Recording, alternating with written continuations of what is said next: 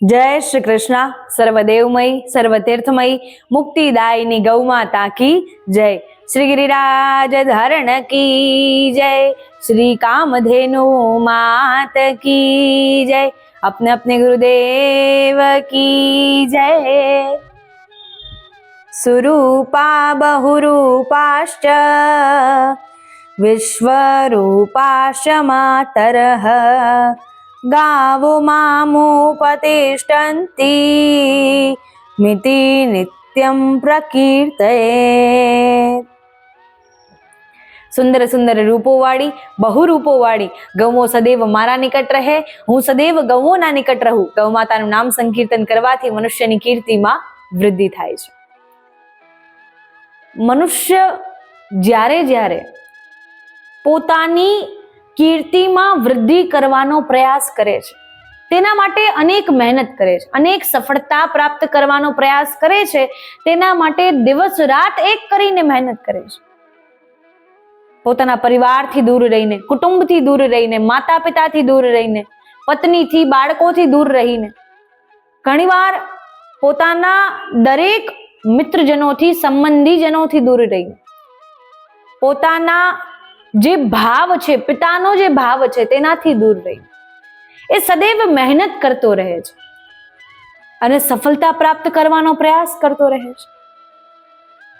ક્યાંક ને ક્યાંક જ્યારે નિષ્ફળ થાય છે ત્યારે મનમાં દુખી થઈ જાય છે, પરંતુ એ દુઃખ ક્યારેય કોઈને જાહેર કરતો નથી, એ દુઃખ ક્યારેય કોઈને કહેતો નથી, માત્ર ભગવાનને કહે છે, ભગવાનથી પ્રાર્થના કરે છે અને ભગવાને આપણને એ દુઃખ દૂર કરવાના, આપણી કીર્તિમાં વૃદ્ધિ થાય, આપણે જીવનમાં આગળ વધીએ, આપણે જીવનમાં સફળતા પ્રાપ્ત કરીએ, કોઈ પણ ક્ષેત્રમાં સફળતા પ્રાપ્ત કરીએ, તેના માટે પ્રભુએ આપણને સાક્ષાત વર પ્રદાન કરેલું છે અને એ વરને આજે આપણે જોઈ શકતા નથી, એ વરદાનને આજે આપણે જોઈ શકતા નથી અને એ વરદાનને આપણે આપણી ચર્મ ચક્ષુઓથી જોઈ રહ્યા છીએ અને તેને સામાન્ય સમજી રહ્યા છીએ અને તેનું આંકલન સામાન્ય પશુઓ સાથે કરી રહ્યા છીએ।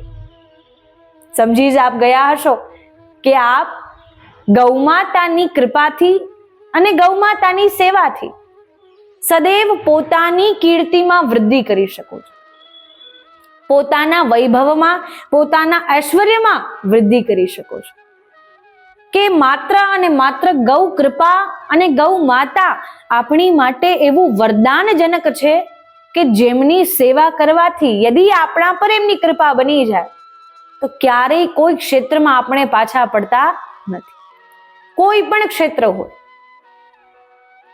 તો ગૌમાતાની આપણે જ્યારે જ્યારે ગૌશાળા જઈએ છીએ, ગૌમાતાની પ્રદક્ષિણા કરતા લોકોને જોયા હોય, ગૌમાતાની પરિક્રમા કરતા લોકોને જોયા હોય, આપણે પણ કરીએ છીએ।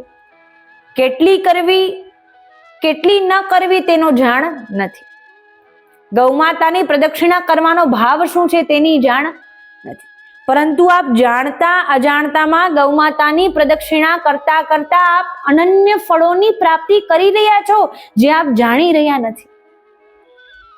અને જો આ ભાવ સાથે ગૌમાતાની પ્રદક્ષિણા કરવામાં આવે, એ ભાવને, એ લાભને જાણીને ગૌમાતાની પ્રદક્ષિણા કરવામાં આવે તો તેનું પુણ્ય અનન્ય પ્રદાન થાય છે। જ્યારે જ્યારે આપણે ગૌમાતાની પ્રદક્ષિણા કરીએ છીએ તો ગૌમાતાની પ્રદક્ષિણા કરતી વખતે ભાવ પ્રગટ થાય છે, આપણને પુરાણોમાં, શાસ્ત્રોમાં જોવા મળે છે। ગવામ દ્રષ્ટવા નમસ્કૃત્યમ કુર્યાચૈવ પ્રદક્ષિણમ પ્રદક્ષિણ કૃતા તેન સપ્તદ્વીપા વસુંધરા માતરઃ સર્વભૂતાનામ ગાવઃ સર્વ સુખપ્રદા વૃદ્ધિ માં કાંક્ષતા નિત્યમ ગાવઃ કાર્યા પ્રદક્ષિણા।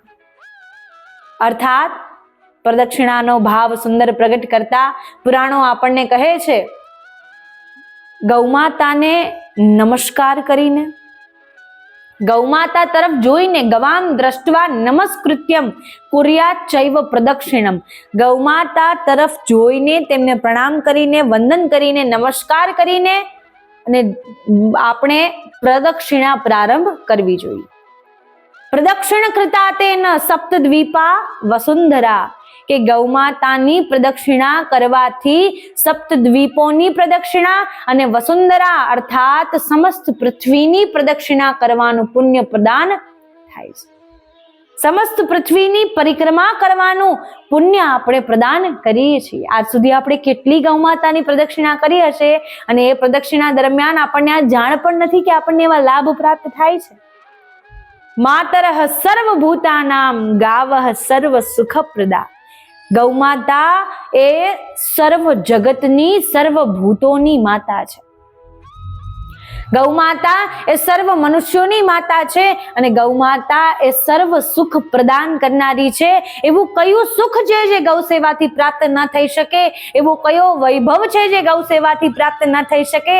એવું કયું ઐશ્વર્ય છે જે ગૌ સેવાથી પ્રાપ્ત ન થઈ શકે? ગૌમાતામાં તેવો ભાવ પ્રગટ કરીને યદિ કોઈ મનુષ્ય ગૌમાતાની સેવા કરે છે એ સઘળું પ્રાપ્ત કરી લે છે. સઘળું તેને પ્રાપ્ત થઈ જાય છે. મનુષ્ય વૈભવવાન બને છે, વૈભવશાળી થાય છે, ઐશ્વર્યવાન બને છે અને મનુષ્યને ધન લગતી કોઈ પણ સમસ્યા હોય એ દૂર થઈ જાય છે. ગૌમાતામાં એટલી અનન્ય શક્તિઓ છે કેમ કે ગૌમાતા એ કોઈ સામાન્ય ગૌમાતા નથી. ગૌમાતા એ પરમ ચેતના અને પરમ જ્ઞાન છે. ગૌમાતા એ પરમ જ્ઞાન કે જે પરમ જ્ઞાનની શોધમાં કેટલાય સાધુઓ, સંતો, ઋષિ મુનિઓ એ વનમાં ચાલ્યા ગયા છે, વૈરાગ્ય ભાવ ધારણ કરી લીધો છે માત્ર એ પરમ ચેતના અને પરમ જ્ઞાનની શોધમાં. અને એ જ પરમ ચેતના અને પરમ જ્ઞાન આપણને ગૌમાતાથી પ્રાપ્ત થાય છે. ગૌમાતા એ સર્વ સુખ પ્રદાન કરે છે, સર્વ પ્રકારથી મનુષ્યનું મંગલ કરે છે. તેવો ભાવ યદિ આપણો પ્રગટ હોય તો આપણને દરેક સુખની પ્રાપ્તિ થાય છે. જાકી રહી ભાવના જૈસી પ્રભુ મુહૂર્ત દેખી તિન તેસી. જેની જેવી ભાવના હોય પ્રભુમાં તેને તેવા દર્શન થાય. તો એટલા માટે ગૌમાતામાં પણ આપણી જેવી ભાવના હોય આપણને તેવા દર્શન થાય, આપણને તેવા લાભ પ્રાપ્ત થાય. માતરઃ સર્વભૂતાનામ ગાવઃ સર્વ સુખપ્રદા વૃદ્ધિમાં કાંક્ષતા નિત્યમ ગાવઃ કાર્યા પ્રદક્ષિણા. જે મનુષ્ય પોતાની વૃદ્ધિની આકાંક્ષા રાખનારો છે એવો મનુષ્ય નિત્ય ગૌમાતાની 7 અથવા 9 પરિક્રમા કરે છે. અને પોતાની વૃદ્ધિની આકાંક્ષા કોણ ન રાખે? દરેક મનુષ્ય એ પોતાની વૃદ્ધિ ઈચ્છે છે. હું આગળ વધું, સફળ થાઉં, સફળતાને પ્રાપ્ત કરું, મારા લક્ષ્ય સુધી પહોંચું, હું એ ગોલ્સને અચીવ કરું જેના માટે હું દિવસ રાત મહેનત કરી રહ્યો છું. હું સક્સેસફુલ થાઉં, મારા માતા પિતાને સુંદર જીવન આપું, મારા બાળકોને, પત્નીને, બધાને સુંદર જીવન આપું, સુંદર ભવિષ્ય બનાવું. તેવી ઈચ્છા કયો પુરુષ પ્રગટ નથી કરતો? તેવી ઈચ્છા કઈ સ્ત્રી પ્રગટ નથી કરતી કે મારા પરિવારને હું સર્વ સુખ પ્રદાન કરું? તો પોતાની અને પોતાના પરિવારની વૃદ્ધિ ઈચ્છનારા વ્યક્તિ, દરેક મનુષ્ય દરરોજ ગૌમાતાની 7 અથવા 9 પ્રદક્ષિણા કરીને સમસ્ત પૃથ્વી પરિક્રમાનું પુણ્ય પ્રાપ્ત કરે છે. અને ગૌમાતાની પ્રદક્ષિણા અર્થાત 33 કોટી દેવતાઓની પરિક્રમા. 33 કોટી દેવતાઓની પરિક્રમા. અને જ્યારે જ્યારે મનમાં આપણે ગૌમાતાની પ્રદક્ષિણા કરતા હોઈએ, મનમાં તેવો ભાવ ધારણ કરવાનો છે અને આ એકમાત્ર શ્લોક મનમાં ઉચ્ચારણ કરવાનો છે. શ્લોક શું છે? માતુર મમ ભીષિતમ સફલમ કુરુ નંદિની. અર્થાત હે ગૌમાતા, આપ તો અમારી માતા છો. હે ગૌમાતા, આપ તો અમારી માં છો અને માં પુત્રને શું પ્રદાન ન કરે? પુત્ર કોઈ ઈચ્છા પ્રગટ કરે અને માં એને શું ન આપી શકે? આપ તો અમારી માં છો, આપ તો સાક્ષાત કામધેનુ છો. અમારા મનમાં જેટલી પણ અભિલાષાઓ, ઈચ્છાઓ ચાલી રહી છે તેને સફળ બનાવો. માતુર મમ બિલષિતમ સફલમ કુરુ નંદિની. કે અમારા જેટલા પણ કાર્ય અટકતા હોય એ કાર્યને પૂર્ણ બનાવો. જેટલી પણ અસફળતાઓ અમને મળી રહી છે તે અસફળતાઓને સફળતાઓમાં પરિવર્તિત કરો અને અમને અમારા જીવનમાં સક્સેસફુલ બનાવો. આ એકમાત્ર શ્લોકથી આપણે ગૌમાતાને પોતાના ભાવમાં આપણા વિચાર પ્રગટ કરી શકીએ છીએ. કે ગૌમાતાના જ્યારે જ્યારે શરણમાં કોઈ જીવ આવે છે એ જીવ ક્યારે નિષ્ફળ જતો નથી. ધેનુ શરણમ ગચ્છામી, આપણે ગૌ માતાની શરણમાં જ્યારે જ્યારે જઈએ છીએ ત્યારે આપણને સઘળું સુખ પ્રાપ્ત થઈ જાય છે, એવો દ્રઢ વિશ્વાસ આપણા હૃદયમાં પ્રગટ હોવો જોઈએ. હું તો આપને એકવાર કહી શકું, ગૌ માતાની પ્રદક્ષિણા કરો, સેવા કરો, ગૌ કથા શ્રવણ કરો, ગૌ કથાના આયોજનો કરો. એકવાર આપને કોઈ પ્રેરણા ગૌ માતાની પ્રેરણાથી કહી શકું, ત્યારબાદ તમારી કામધેનુ માતા જોઈ લેશે કે એને આપના પર કૃપા કઈ પ્રકારે પ્રદાન કરવી છે. ત્યારબાદ તમારી કામધેનુ જોઈ લેશે કે આપને સુખ કઈ પ્રકારે પ્રદાન કરવું છે, આપના જીવનમાં પ્રસન્નતા કઈ પ્રકારે લાવી છે, આપને સફળ કઈ પ્રકારે બનાવવા છે. એ કામધેનુમાં એવી ભક્તિ અને શક્તિ છે. કામધેનુના નામમાં એવી ભક્તિ અને શક્તિ છે. કોઈ મનુષ્ય એકવાર ભાવથી કામધેનુનું ઉચ્ચારણ કરી લે છે, મનુષ્યને ત્યારે ને ત્યારે તત્કાલ પુણ્યની પ્રાપ્તિ થાય છે. તો ગૌ માતામાં આપણે કામધેનુ માતાનો ભાવ ધારણ કરી એમની પરિક્રમા કરીએ, અને પરિક્રમા કરતા કરતા તેવો ભાવ પ્રગટ કરીએ કે આપણે કામધેનુ ગૌ માતાની પરિક્રમા કરી રહ્યા છીએ. કામધેનુ ગૌ માતા અમને સર્વ સુખ પ્રદાન કરશે. અમે અત્યારે પૃથ્વીની પરિક્રમા કરી રહ્યા છીએ, અમને ગૌ માતા સર્વ સુખ પ્રદાન કરશે.